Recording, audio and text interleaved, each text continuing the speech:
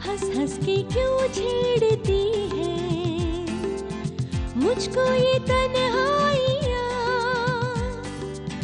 डसती है अब हर कदम पे मेरी ही परछाइयाँ।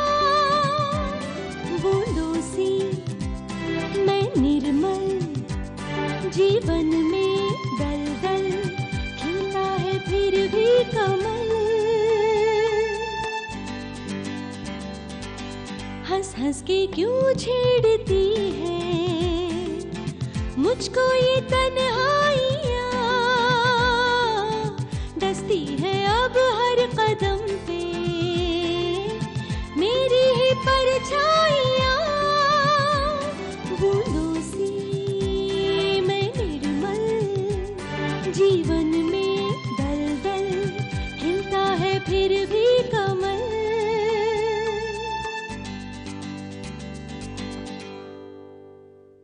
मानव भैया, मैंने कमल को रोकने की बहुत कोशिश की, लेकिन वो नहीं मानी, वो यहाँ से चली गई।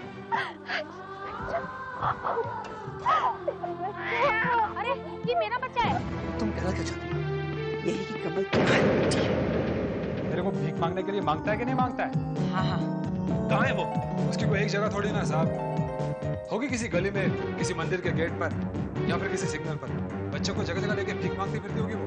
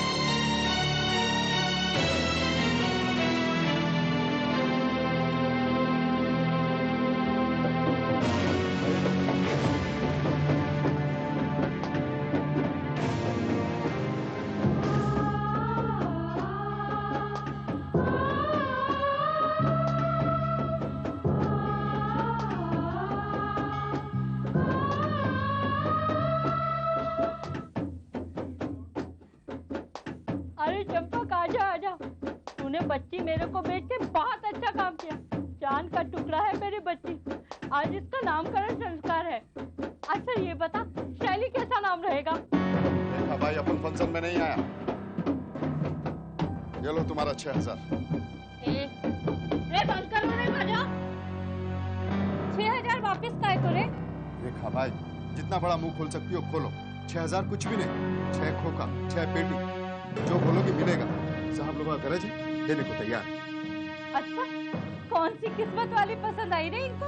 वो बात नहीं है रेखा भाई।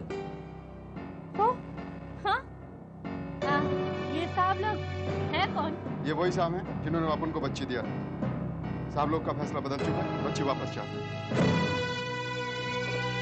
ये बात तो समझ में आती है कि साहब ने बच्ची तेरे को दिया, क्योंकि इन जैसे लोग पाप करने के बाद तेरे मेरे जैसे लोगों का सहारा लेते हैं। मगर ये बात समझ में नहीं आती कि अब ये बच्ची वापस चाहते हैं। देखा भाई, लफड़े में पड़ने से कोई फायदा नहीं, अब उनका बात मान। तेरे को मालूम है ना चंपक, जब कोई बच्ची इधर आ जाती है तो वापस नहीं जाती। देखिए, इसमें पाप वाप जैसी कोई बात नहीं है। बात सिर्फ इतनी है कि मुझे पता नहीं था कि बच्ची इनके रिश्ते में है। दरअसल ये बच्ची इनका ही खून है। खून ने खून को पहचानने में बहुत देरी कर दी। ये आपकी नजरों में जब तक किसी और का खून थी कोई शिकायत नहीं थी। जैसे ही अपना खून निकला तो फौरन यहाँ चले आए। है ना ये मतलब ही है आपकी दुनिया। 6 खोखा, 6 पेटी, 6,000, इस सब का लालच चाहिए मुझे। मुबारक हो तुम्हारी दौलत तुमको। रेखा भाई मेरी बच्ची मुझे वापस कर दीजिए। मुझसे बहुत बड़ा गुनाह हुआ रेखा भाई। आप चाहे तो मुझे पुलिस के हवाले कर सकती हैं। मैं हाथ जोड़कर आपके सामने विनती करता हूं, प्लीज रेखा भाई, मेरी बच्ची मुझे वापस कर दीजिए। मैं जिंदगी भर आपका शुक्रगुजार रहूंगा।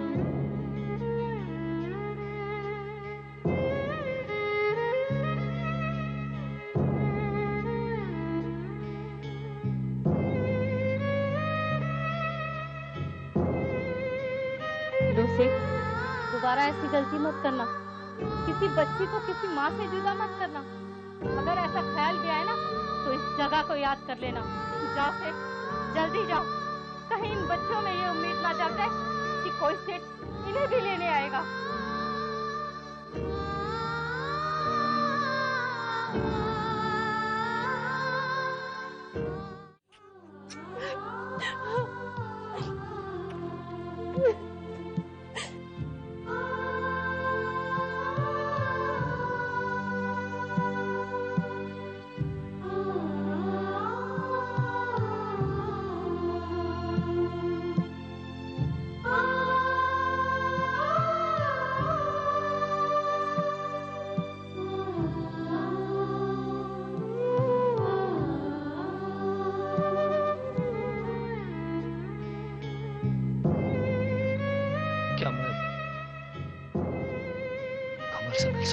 तुम मुझसे ना मिलो तो बेहतर होगा। क्या वो सब कुछ जानती है? वो 2 सच में से सिर्फ एक सच जानती है।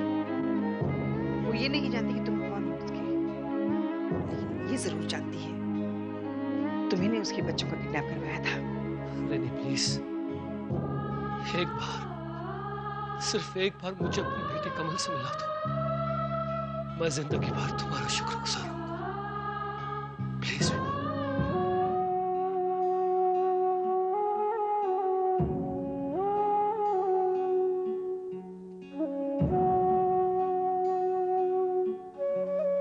कमल बेटी,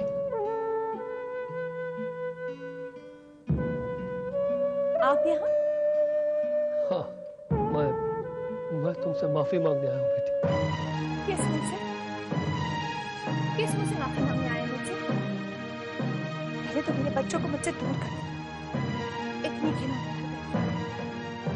आज आपकी इतनी हिम्मत हो गई कि यहाँ चले आए ये सोचकर कि मैं आपको माफ कर दूंगी। जिस इंसान ने तुम्हारे बच्चों को अगवा करवाया था वो एक ऐसा पिता था जो ये समझता था कि वो अपनी बेटी की खुशी के लिए दुनिया का हर गुनाह कर सकता है। लेकिन जो इंसान तुम्हारे सामने खड़ा है वो एक ऐसा पिता है जो अपनी बेटी का वक्त के साथ साथ गुनहगार बनता चला गया। उसे सिवाय दुख, तकलीफ और आंसू की कुछ नहीं थी। माफ कीजिएगा लेकिन बस। और ये बाप बेटी की दुहाई देना बंद कीजिए। आप एक ढोंगी इंसान, एक ऐसा ढोंगी और फरेबी इंसान जो खुदगर्जी के लिए किसी भी हद तक जा सकता है। आपने मुझसे मेरे बच्चे दूर किए। एक माँ को अपने बच्चों के लिए तड़पाया और जितनी देर तक मेरे बच्चे मुझसे दूर रहे मेरे दिल से सिर्फ यही बदुआ निकली। जिसने भी मुझसे मेरे बच्चों को दूर किया है वो भी अपने बच्चों के लिए इसी तरह तड़पे। उसे भी इस बात का एहसास हो कि अपने खून से अपने बच्चों से जुदा होना कैसा होता है। तड़पा हूं मैं भी इस तड़प में बहुत तड़पा हूं, इसलिए आज तुम्हारे सामने माफी मांगने आया। मैं हाथ जोड़कर तुम्हारे सामने विनती करता हूं। मैं तुमसे फोर्स नहीं करूंगा कि तुम मुझे माफ कर दो। हाँ, तुमसे ये विनती जरूर करूंगा कि अपने बच्चों से दूर रहने की बदुआ मत दो। कमल आपको बदुआ ना भी दे, शायद आपको माफ भी कर दे, लेकिन मैं आपको कभी माफ नहीं करूंगा मिस्टर, नेवर। और आप इस गलतफहमी में मत रहिएगा। सिर्फ कमल के माफ कर देने से आपको माफी मिल जाएगी। आप मेरे भी गुनहगार हैं और मैं आपको जिंदगी भर माफ नहीं करूंगा। कमल, पुलिस को फोन दे। आपको बच्चों को किडनैप करने की सजा मिलनी ही चाहिए। अमन प्लीज पुलिस को फोन मत करो। कमल कैसे फोन रख? तुम तो हमेशा दूसरों की गलतियों को माफ कर देती हो, लेकिन कभी किसी के गुनाह को मत माफ किया करो। इस शख्स ने जो तुम्हारे साथ किया है वो माफी के काबिल नहीं, बिल्कुल नहीं। ऐसे लोगों को माफ करने का मतलब होगा इन्हें शह देना। नहीं कमल, हम इसे माफ नहीं करेंगे, हम इसे सजा देंगे और इसकी सजा ये होगी कि इसे पुलिस के हवाले कर दिया जाए। अमन प्लीज, क्योंकि इन्होंने खुद मुझे मेरे बच्चे लाकर दिए हैं, इसलिए मैंने माफ कर दी। हाँ, अगर मेरे बच्चे मुझे नहीं मिले तो मैं इनका क्या हाल करती ये मैं खुद भी नहीं जानती।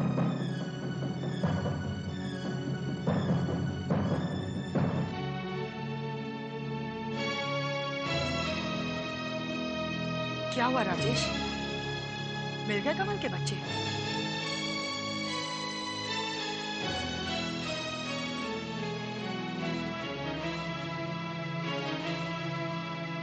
हाँ, मिल गया।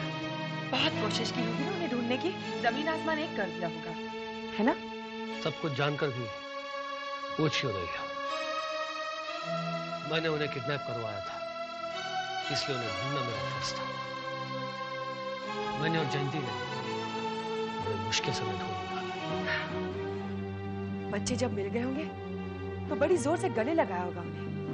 गंगा जमुना बहा दी होगी तुमने, है ना? अपने गुनाह पर पछतावा तो होना ही था। किस गुनाह पर तुम्हें पछतावा हो रहा है? अपने पोते पोतियों को किडनैप करने के गुनाह पर या फिर कमल को इस दुनिया में लाने के गुनाह पर?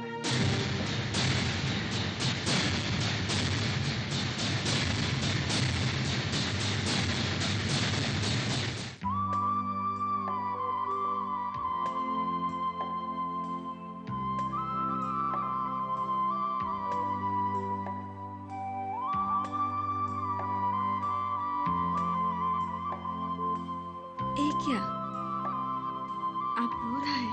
तो आज दिल डूबता जा रहा है। हम समझ सकता है आपका तकलीफ। एक तो दादा का अपना पोता पोती के लिए उठता प्यार को छुपा नहीं सकता ना। देखो, दिल पर एक बोझ सा है कि मैंने हर कदम पर कमल को सताया, तड़पाया, रुलाया, उसे तकलीफ दी है। मैं हमेशा उसे नीचा दिखाता रहा, वो बड़ी होती गई और मैं अपने आप को बड़ा समझता हूं, लेकिन आज अपनी ही नजरों में गिर गया हूं मैं। देखो, मैंने ही कमल और मानव को जुदा किया है। हम जानता है कि आप कभी मानव और कमल का रिश्ता एक्सेप्ट ही नहीं कर पाया, लेकिन छोड़ो ना इन बातों को, इससे कोई फायदा नहीं होगा। हम तो उस घोड़े को कोसता है जब आपको कमल का पास्ट के बारे में मालूम पड़ा था। उसका बैकग्राउंड आपको मालूम ही नहीं पड़ता ना, तो ज्यादा अच्छा होता। कारण उसके बाद ही आपका कमल के प्रति बिहेवियर ना खराब हो गया था। अब अपना बहू को आप ऐसे ट्रीट करेगा, ऐसा तकलीफ देगा तो आपका दिल पे बोझ आएगा ना? नहीं देवो, नहीं। बोझ इस बात का नहीं है कि कमल के बैकग्राउंड जानने के बाद मैंने उससे नफरत की है, बल्कि सबसे बड़ा बोझ तो इस बात का है मेरे दिल पर कि उसे उस बैकग्राउंड तक पहुंचाने वाला कोई और नहीं, मैं खुद हूं।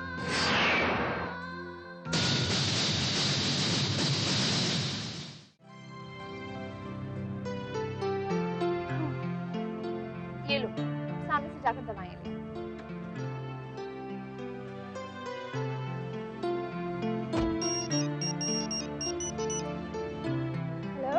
हेलो कमल, मैं विदिशा बोल रही हूँ। हाँ विदिशा, बोलो। कमल, मैं आपसे और बच्चों से मिलने घर आना चाहती थी।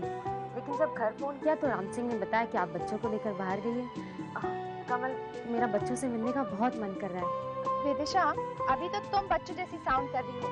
एक्चुअली आज बच्चों को इंजेक्शन लगवाने के लिए नर्सिंग होम ले जाना बहुत जरूरी है। तुम कल उनसे जितना मर्जी खेल लेना, ओके? ठीक है, तो फिर कल पक्का। हाँ पापा, पक्का। Bye bye. विदिशा बच्चों को लेकर कितनी एक्साइटेड है ना? बहुत अच्छी लड़की। मैं सोच रही हूँ समीर के लिए विदिशा का हाथ मांग लूं। बहुत अच्छी लड़की है और विदिशा हमारी फैमिली से बहुत अटैच भी है। मैं उसके पेरेंट्स को जानती हूँ, बहुत अच्छे लोग हैं और अच्छी फैमिली है। तुम्हारा क्या ख्याल है? बहुत अच्छा रिश्ता रहेगा माँ। इनफैक्ट मैंने महसूस किया है कि विदिशा समीर को बहुत चाहती भी है। ये रिश्ता तो बस हो जाना चाहिए, है ना? माँ, क्या हुआ? कर दिया इसने।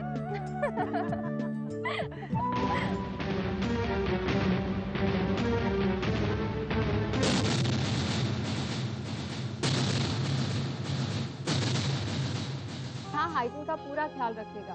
छोटे बच्चों को इन्फेक्शन का ज़्यादा खतरा होता है और मैंने जो मालिश के लिए तेल लिखा है उससे टाइम पे मालिश करना बहुत ज़रूरी है। डॉक्टर साहब, हम आपके इंस्ट्रक्शंस और टिप्स पूरी तरह फॉलो कर रहे हैं। इनफैक्ट ये सब कुछ पहले ही कर देती है, मुझे कुछ करने का मौका भी नहीं देती। गुड। कमल बहुत अच्छी माँ है डॉक्टर, अपने बच्चों का पूरा ख्याल रखती है। डायपर फीडिंग, मालिश सब खुद करती है। She is a perfect mother. और तो और बच्चे सोने से पहले धूरी गाने सुनाती है। That's great Mrs Bose. ये कुदरत का एक अलग ही रूप है जो एक लड़की माँ बनते ही खुद ब खुद जिम्मेदार और मैच्योर हो जाती है।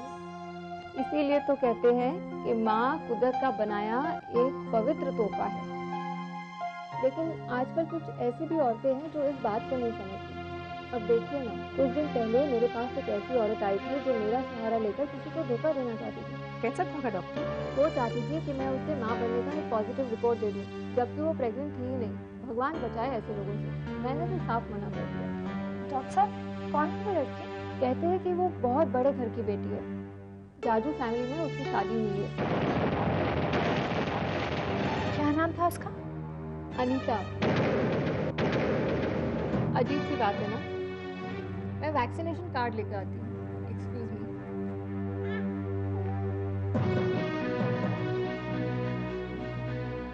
अनीता इतनी घिनौनी हरकत कर सकती है? लेकिन माँ, शाइना के रोका फंक्शन में मैंने खुद अनीता को बच्चे की वजह से चक्कर आकर गिरते हुए देखा था।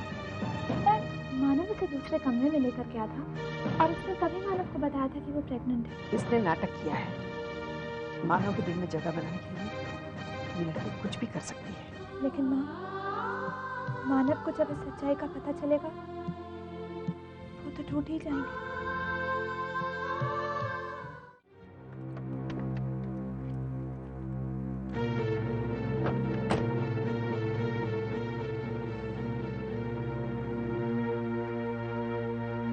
बुलाने की वजह? तुम्हें कुछ समझाने के लिए बुलाया है। क्या समझाना चाहती? वही जो तुम मुझे समझाने हॉस्पिटल आई थी। साफ साफ कहो तुम्हें क्या कहना है। ये कि तुम अपने आप से किस बात की दुश्मनी निकाल रही हो। तो अब तुम्हारा ध्यान मानव से हटकर मुझ पर आ गया है। अनीता, मेरी तुम्हारी या मानव की जिंदगी में कोई दिलचस्पी नहीं। मैं तो सिर्फ एक औरत होने के नाते एक ऐसी औरत को राय देने की कोशिश कर रही हूँ जो अपनी जिंदगी झूठ के सहारे जीना चाहती है। बकवास बंद करो, मुद्दे की बात करो।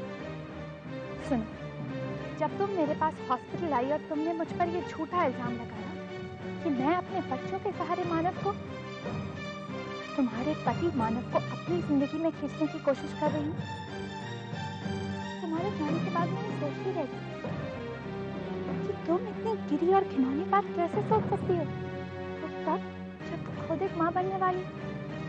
लेकिन अब पता है, तुम तो इससे भी कहीं ज्यादा गिरी और घिनौनी बातें सोच सकती हो। तो हेल्दी नहीं, तुम तो माँ बनने का जज्बा समझ ही नहीं सकती अनिता।